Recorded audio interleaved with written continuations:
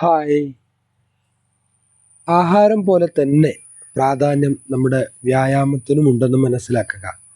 അതായത് നമ്മൾ കഴിക്കുന്ന ആഹാരത്തിലൂടെ നമ്മളിലെത്തുന്ന പലതരം എക്സസ് ഫാറ്റ്, മിനറൽസ്, ടോക്സിൻ എന്നിവയെല്ലാം പുറന്തള്ളാൻ വ്യായാമം വളരെയധികം സഹായിക്കുന്നു. അതുമാത്രമല്ല, വ്യായാമം കൊണ്ട് നമ്മുടെ ശ്വസനം ആക്റ്റീവ് ആവുകയും അതുമൂലം നമ്മുടെ ശരീരത്തിൽ ദഹനം വഴി ഉണ്ടാകുന്ന കാർബൺ ഡൈ ഓക്സൈഡ് എല്ലാം പുറത്ത് കളഞ്ഞ് നമുക്ക് വളരെയധികം വേണ്ട ഓക്സിജനെ അകത്തോട്ട് എടുക്കുകയും ചെയ്യുന്നു.